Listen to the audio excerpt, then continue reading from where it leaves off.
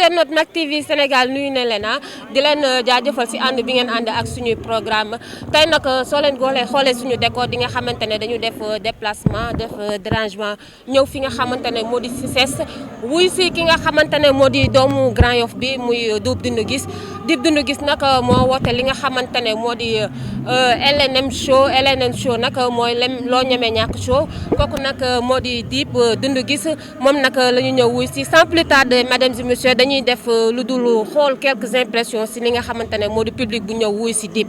fekk ñi may déglu moo tax mënuma def lu xaw a nduru ak yéen ngeen ay kunu la fees xamee ma la déedéet noo mais nduru nga fekk te fu ma tudd sa neem ñu ne ma sukk nga rek pusal pat mas la bëgguma leen moo tax ba saaga mënu la ne teg ba raadaa njulug sa meer ma ne nga tudd ma seet ay raafaat ba nga sukk fa tey j'ai pas assez niqué ramène plus de man sa noon dena xanaa da nga kill sa frère dimi la play fokke mich te pain dibi la lekk te un fils de chien xaw ma nañu def jëma uur solution du ma dem ñi beeg loxo neen say son dafa xeeñ yaa ngi rap pollution xanaa gémmiñ ngay doxatee maa nigga fuck you xool bu set xel bu sell soo bu nee mais face to face nga job bu set échec ñu gedd noonu ñu des la découpé ay noqu leen du def lu metti soo bu génn néeg bu bees xootu fees tu ndel bu set man rek mel ni diisam faal ku yàlla tàccu na nga kiisam baa fu xaalis newul dafa gis ombraam bëri ay ni borom 19 femmes fii reptile studio la sa bopp rapport sama frigo bar ñu doon laaj ba xam ay naam déet time naan leen nigga I am the best. maaleykum salaam. tur bi naka la. Papi la. Papi ñu gis ne da nga ñëw CICES loo yëg tey. waaw mbégte rek ànd ak mbégte rek waaw Dip Doundou Guiss moom jaral na ñu lu nekk. waaw moo tax su wootee moom dañuy mën a ñëw quoi bégee. c'est la première fois ngay teew concert Dip wala. non yu nekk Dakar yëpp ñoom dem nañ ko moom. Dip fu mu mus a tëgg da ngay ñëw. waaw bu dee Dakar waaw yow tey loo yëg par rapport ak yeneen événements yi. waaw am na changement parce que am na ordre am na sécurité waaw soo duggee da ngay sentir à l'aise quoi. sécurité bi doy na. waaw sécurité bi moom macha allah waaw. tey yow loo promettre yow loo xalaat ne nga xamante ne tey Dip dina ko andi. waaw moom showman la saa su ñëwee rek day défier boppam di indi lu bees waaw mooy loolu waaw. waaw coow li bëri na nag si clashante bi ak yooyu looy wax tuuti si loolu. waaw man ay façon ay clash moom mooy loolu parce que man moom waaw. clash mënul ñàkk mais mun na gën a rafet. waaw mun na gën a nice moom waaw voilà. d'accord mais ñu ngi lay jaajëfal bu baax. ok jaajëf. copain. waaw fay naa la. tur bi naka la. Xaali c'est votre première fois ngay ñëw. non deuxième fois. waaw noo gisee disposition bi sécurité bi par rapport ak année passée. waaw calme ça a évolué moom. ça a évolué. waaw. ndax sécurité bi doy. waaw doy na sëkk kay. Cheikh internet ñi ngi taxaw ak ki nga xamante ne moo di Baye Mass kenn dootu ko présenté du ñu def lu dul nuyu ko bàyyi ko mu nuyoog internet yi Baye Mass ñu ngi lay nuyu. waaw maa ngi leen di fay samay xarit waa Mak TV ñoom moom man ak ñoom xamante nañ di leen jaajëfal ci interview bi aussi ak bi nga xam ne ni moom précédent. waaw tey da nga ñëw wuy si ki nga xamante ne moo di Dip ñu bëggoon rek lan mooy sa impression bi nga taxawee fi biir CICES. waaw donc am nañ ci contentement bu baax a baax parce que franchement il faut le dire bi ñuy débuté cover Dip lañ débuté donc bu ñu demee ba agsi fii ñu invité ñu ci li nga xam ne mooy show dañ ciy am contentement bu baax a baax. tey lan ngay wax ki nga xamante ne moo xewle. pardon. lan ngay wax ki nga xamante ne moo di Dip moo xewle tey. waaw je pense que Dip moom rien à dire te man je suis encore trop jeune pour di ko wax ay wala pour di ko jox di ko wax ni fonce si mu nekk foofu la donc no continuer ñun ñi nga xam ne ñun ñooy ay jeunes artistes si ñoom la ñuy référé wu ci ñoom la ñuy xool pour def donc nañ def nii quoi loolu la dem. voilà quels sont tes projets nag. waaw projet yi si mois bi ñu ngi waaj benn sound bu génnee ñu ngi waaj ay show. mais bu sound bi passé ba pare après dinañ wax li nga xam ne nii mooy spectacle yi. doo ñu ko baaxee muy exclusivité Mak TV. waaw xam nga nag Mass dafa nekk koo xam ne dañ koy wax lii ngay def ak lii ngay def te franchement waxaguñ ma pour ma wala boog autorisé guñ ma pour ma jàllale li nga xam ne mooy sound boobu mais je pense que bu paree Mak TV dinañ bokk si ñu koy njëkk a am parce que man ak ñoom dafa yàgg. copain nuyu nañ la. waaw ñu ngi lay fay bu baax. tur bi naka la. Toumani dafa mel ni da nga def featuring ak ki nga xamante ne moo di Dip. waaw. nu mu tudd. danoo njëkk a def featuring bu tudd bés ni ki tey ci xam nga si mixtape bi la woon xam nga maa defoon intro mixtape bés ni ki tey ñu defaat encore jaar ci album LNN. c'est la première fois nga assister li nga xamante ne mooy concert Dip. non mënu ma ko compter sax parce que saa bu wootee xam nga dañuy teew parce que c'est un ami c'est un frère ba pare macha allah bro bu cool la daal.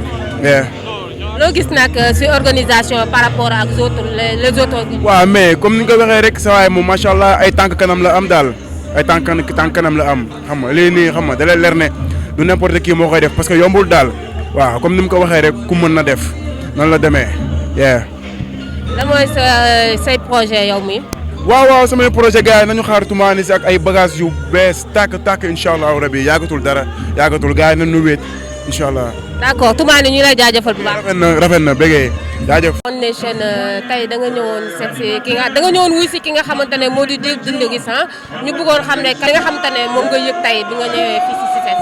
ouais bon en fait comme d'hab saa waay bu wootee moom je pense pas que day yomb quoi xam nañ ko il a fait ses preuves il a donné des rêves à des jeunes ba pare mu ngi teg quoi mu ngi dem mu ngi def carrière mu ngi ubbil ay nit ay buntu donc ça va quoi. am nga occasion def featuring ak moom wala. non pas encore pas pour le moment peut-être dans le futur parce que comme que maa ngi label boobu noonu maa ngi Reptile di job ak ñoom en coproduction donc dans le futur peut-être yàlla rek xam quoi pour le moment maa ngi samay projet bopp quoi man. Quels sont les projets de One Nation? Quels sont mes? Les projets. Oui bon on est en train de bosser ndànk-ndànk ci développement projet en fait quoi mais ñu ngi siy job ndànk-ndànk parce que yàgguma ci milieu hip-hop bi mais je fais de mon mieux quoi. Chers internautes nous sommes en face de nous ki nga xamante ne moo di Pablo Escobar Pablo nuyu nañ la.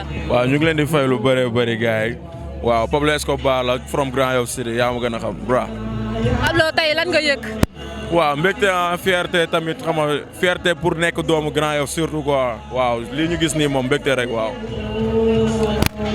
tey noo gisee li nga xamante ne moo di organisation concert bi. waaw concert bi nice nice xam nga am na ambiance show baa ngi fi nit ñi ñu ngi fi xam nga nice scène bi nice lépp jaamu kon instant yii nii moom nice. yow def nga featuring ak ki nga xamante ne mooy. non dafa guñu mais war na bokk sama projet Avec Bouba Domba. Même nous les gens qui sont en France, ils te regardent, partout dans le monde te regardent. Et qu'est-ce qui t'a inspiré avec tes mots d'anglais, franchement? Tu vois, tout simplement, depuis à l'école, ça vient tout naturel, on force rien du tout. Tu vois, on commence à parler ça à l'école. Lorsque le prof nous dit, va au table en anglais, je donne Chakimbo, Lakimbo, Hakimbo, do wanna catch let it go. Tu vois, Laki Shakirumber. Ça vient naturel, on force rien du tout. C'est pourquoi on est arrivé sur cet obstacle, quoi. D'accord. Bouba Domba en 2 mots en anglais rek nga defal ñu li nga prestation bi nga def léegi. 2 mots en anglais. D'abord, I'm talking about the New York and Harlem. I'm talking about the Los Angeles or Philadelphia. Bouba Domba is the building of Senegal Kourouza Lakimbo Chakimbo. That's better. Yeah, waaw contentement et puis di féliciter Dip xam nga di wax ni que ni lii yombul et puis c'est trop nice kontaan nañ mu teg événement bu toll nii mu fiil jaaxës la mu invité jaaxës la ñu ñëw ñu def prestation gars yëpp apprécier donc contentement rek lañ ci am quoi. yeah waaw comme d'habitude parce que chaque fois ni lay demee di bu amee concert dañuy ñëw def suñu prestation de même que lui donc tamit tey fa la ñu ñëw tamit quoi def benn présence xam nga show bi naa sonn trop donc di ko wax félicitations à toi bro donc buux rek amul ragal. nous sommes en face de nous benn élément Reptile Musique du ñu def lu dul bàyyi ko mu présenté wu moom nuyu nañ la. fay naa leen Dizzy Kha Reptile Musique. d'accord Dizzy Kha tey lan mooy sa impression ci bés bi. waa kontaan naa si bisu suñu frère suñu lépp Dip Doundou Guiss donc ñëw nañ gis nañ la ma doon pressé léegi gis naa show bi nu mu demee gars yëpp wuyu si nañ et puis c'est l'essentiel kontaan nañ ci bu baax quoi. peut-être lan mooy projet Dizzy Kha yi ci. waaw instant yii ñu ngi si uti ko ñi génnee nañ 1 bi génnee nañ 2 bi ñu ngi waaj a génnee 3 bi donc actuellement si projet boobu lañ nekk quoi. ak kan l'album. album bi si année bi 2020 incha allah 2020 bi. waaw mooy uti ko bu ñu nekk di def nii dañ ko war a génnee ay kii yu bëri donc instant yii def nañ 1 bi def nañ 2 bi 3 bi lañ nekk di waajal donc moom mooy préparer album bi quoi incha allah. jaajëf Dizzy Kha. béggee jaajëf. ami internet Mak TV Sénégal ñu ngi ak benn ndaanaan boo xamante ne kenn dootu ko présenté ci Sénégal duñu def lu dul nuyu ko bàyyi ko mu nuyu ko internetu Mak TV Bass ñu ngi lay nuyu. waaw maa ngi leen di fay di leen siyaar di leen béggee di leen jox seen wàccuwaay bu baax di nuyu àdduna di nuyu diaspora bi yëpp. waaw Bass ñu gis da nga def featuring ak ki nga xamante ne moo di Dip affaire bi cartonné nu mu demee noonu yaa ko sentir wala moo la sentir. waaw affaire bi yëg-yëg la rek xam nga parce que moom Dip moo doon def album waaw mu doon ku baax nekk koo xamante ne aussi champion la xam nga fil li may def woo ma ci ma ñëw tamit ñu partagé affaire yi nice waaw noonu la demee daal. ñu gis ne tamit temps yi passé yaa ngi def benn affaire bu nice ak ki nga xamante ne mooy Akhlou Brick Paradise affaire def ko xale yi def ko challenge di ko challenge léegi yow da nga am ay projet ak featuring ak ñoom waa Akhlou Brick wala. non loolu publicité la mooy li may wax rek ñun dañuy liggéey fépp tey jii nii foo xamante ne rek war nañ fa jaar dañ fay jaar. est-ce qu'on peut s'attendre mën nañu xaar si yow nga def featuring ak ñoom waa Akhlou Brick. featuring ak ñoom ak ñan. waa Akhlou Brick Paradise. waaw pourquoi pas musique la ñuy def ñun ñëpp ñoo sekk jaamu sekk salaam te ñun ñëpp ay frère la ñu man awma problème yooyu. lan nga yëg bi nga duggee fii si CICES. kontaan rek waaw kontaan di kontaan si bés bi parce que di borom baax la li mu am ni yoon la parce que liggéeykat la waaw. gis nga def ay tube yu ba ñetti tube mu def mu cartonné boo génnee mu cartonné lan mooy secret bi. 4 tube laa dafa gëm waaw. waaw secret bi liggéey la rek du lu may yëg di ko yëkkati mbagg wala dara parce que tamit xam nga ku oyof rek yàlla jàppale la te tamit kenn mënul ki yàlla jàppale fi ne naa yàlla jàpp si affaire rek. d'accord lan mooy projet yi. waaw projet yi tamit waaw war naa def album war naa def tamit ay show yu mag incha allah si 2020 bi waaw projet yi kii nañ ko bientôt rek dañ ci commencé def benn communication incha allah. ñu gis la nga génn sa Instagram bi def benn fecc bu neex muy fakasu ñu bëggoon nga ñamal ñu si tuuti rek fakasu bi. non waaw fëggatu la day waaw loolu mais loolu moo ngi ñëw. non loolu mi ngi ñëw parce que loolu ñu ngi si naan tamit xam nga soo bëggee ku la gis jox la cër am ci yow respect sañsel ba mu baax romb ko cakas dem sañsel bu la gis xam nga nan la commencé ça xale bi sañse nga waaw ñu fëggatu waaw loolu waaw mi ngi ñëw fëx a ngi ñëw. waaw sa mot de la fin ñu lay jaajëfal. waaw di bëggee ñëpp waaw di kontaan ci lii xam nga di bëggee waat tamit waaw le frère Dip naan ko respect affaire bi nice na trop te day gën a nice waaw bëggee. merci beaucoup. Lève-toi, lève-toi, lève-toi, lève-toi, lève-toi, va dans les airs, va dire à Dieu qu'on est content de lui. On lui dit alhamdoulilah, jërëjëf Yàlla suñu borom. Merci, thank you God. Tu as du talent et ça vient dans le cœur. Aujourd'hui, ça tombe plus dans les oreilles mais dans les cœurs. Exceptionnel que cela puisse être, les genoux seront par terre, car tu as du talent, tu es exceptionnel. L'image que j'ai de toi est d'un jeune qui est parti de rien, qui est devenu ce qu'il est devenu aujourd'hui, car il est exceptionnel dans son avoir-faire. Le talent, c'est plus un secret pour toi. Les beats borderont, moi j'entendrai le son de ta voix. De Grand Yoff à Paris, de Paris à Bruxelles, de partout dans le Sénégal, ils parleront de toi car tu es plus exceptionnel et tu as du talent. Et là, monsieur, avec compris, je ne sens pas ce qui arrive, mais j'aimerais juste vous dire, voici le joli, voici Dieu.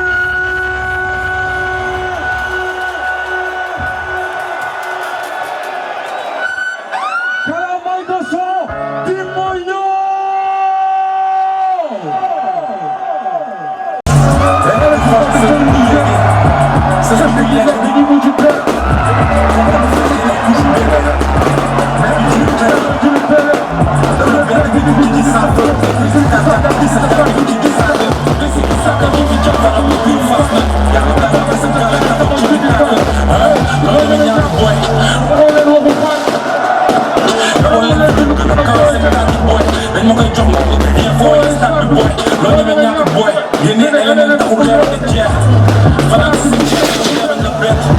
ma parle ci pet ngeen def ba ma mer ma changé système ni ñi rey ak la der mënoo football bëgg a jouer suñu équipe dik mënoo jugal bëgg a tourner ci ay film X génne tey ma génne tey c'est dit pour reculer te rek ma tere génne 108 minutes clip kañ nga may tëri tête elle nekk ci sa possible guerre mais changé compte banque ngeen di changé ay power bank man dama bëgg guerre moo tax may sol ay tëri waajal saa du combat dama si jar et gisuma si yéen bépp suuf nga si géej mënoo jël position ba yëg ko ci jóge si jeex te moo am carré bu baax si ñëpp ñu dugg si man su ma lay dund la sa xol comme tableau buur yéen it laa fi ni caméra caravane yéen ñëpp teewlu fay ni karamu ak quoi di xëpp façon naa ko di benn yaa ma gën yow mi maa la gën lënd yaa ma dëkk benn maa la dàkk maa la tey lookum veeru ñoog si bëtu Stevie Wonder trop lu dugg seen sa taati bi si xel chaque jour spécial bi ñu ngi joxe xuuru mais dañuy def sa sa def déggu seen sa xuuri lay dëpp pour leçon de rap bi moo ko tey sa yuubi lay dëpp jarul lay lakk sa xol bi ba nga juddi rek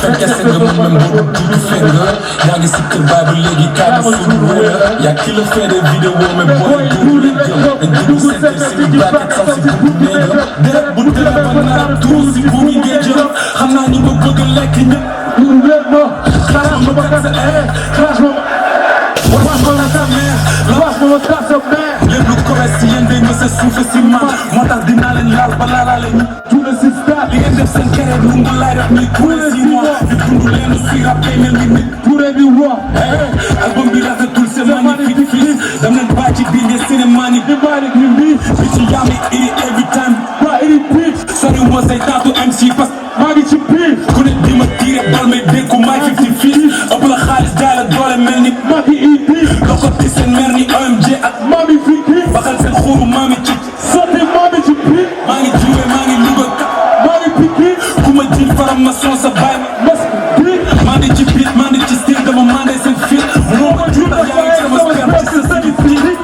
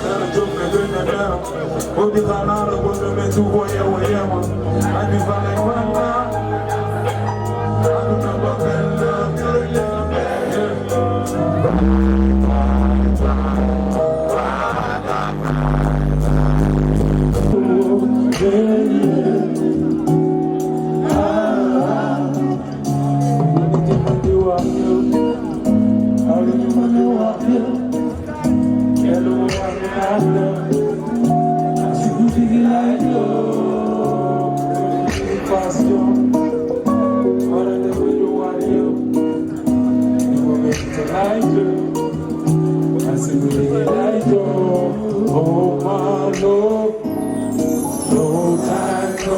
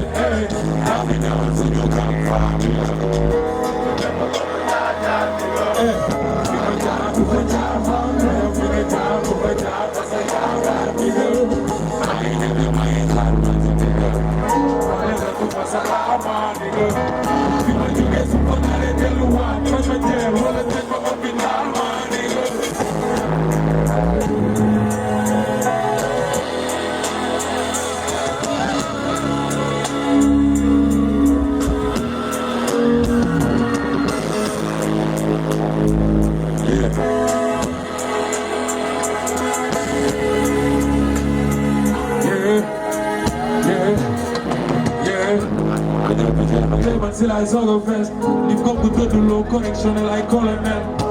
Dinañ ma saaga tey dinaa leen soo xeex ba ñàkk jot ba dee génne soo ba dee xool gi sax du may jël si parce que maa moo ma yem kon a kaa si bu tey bu lekk moo ko rey ñaata rapport nga fay ñaata million nga lekk booy desee du ma benn rongoñ bu jël sa tey est-ce que bii jax naa sama baaram gëj naa di ci yëpp di seet naa maaram fooga daf ko xaar ni ñi dee aaja na ma dam leen rek di soog a kii day saa noonu yaam dama kese benn nit seen nit di ma xeex ñaan naa sa way nga bi di ok dama xeexal benn bi di ma xeex dama xeexal benn bi di ma xeex maa ngi seetlu mu bi maa ngi seetlu mu si yaa ngi mu bi maa ngi dem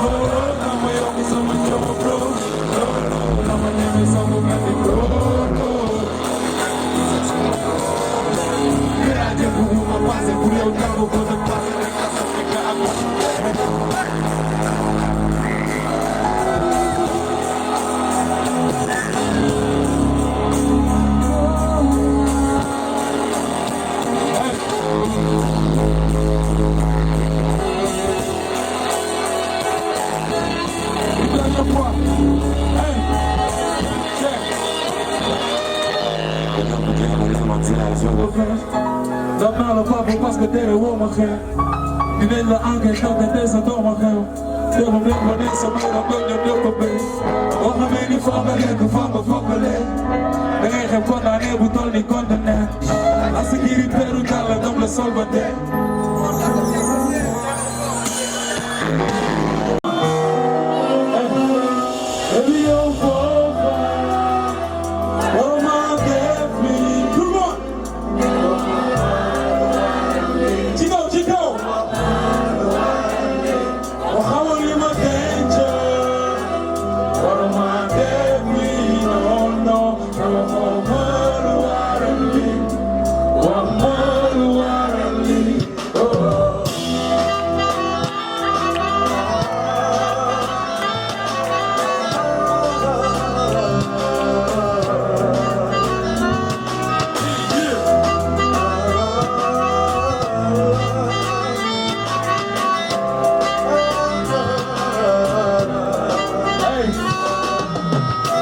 bëggante kon ba doone xale yu ndaw boobu ñu naan rek a foogul ni ko pare wuñ woon anecdote bi ay doom ba ma amel la doon suñu ñaari xol di taw bébé année di dox mais da ko di bon de sa school li may garde école bi dina solal kaw ba suuf li di jàppe ta porte li ñuy wax ni lay gase suul sama bàmmeelu nopp pour man jigéen ñëpp rafet duñu rafet ba mel ni yow pour yàlla bu ñëw rek teel nga ko pare mu daw man mi maay sa xol amoo xol bu pare bu romb yàlla ko tudd balaa suñu wàngaayu di toog loolu dema rey seen bam ñetti doom boo xonoon si ñoom ak si yow doo xëy di demande divorce yaa si boole ku si bokkul sa ay lu si yoonam man wala say doom si cëg de kaaba laaj nga bëri yow foofa wara maa def lii yow boo ma lu waral lii wax maa lu waral lii dama li ma denca wara maa def lii non non yow boo ma lu waral lii wax maa lu waral lii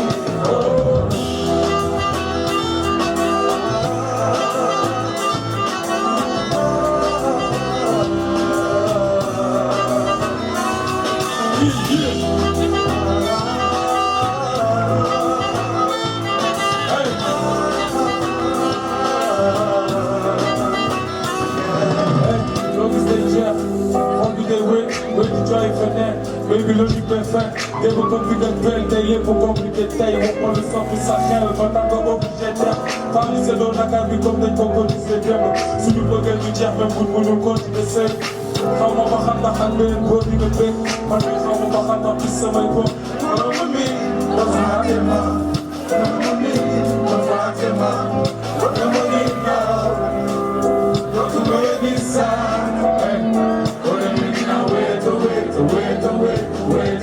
tout le monde, tout le monde.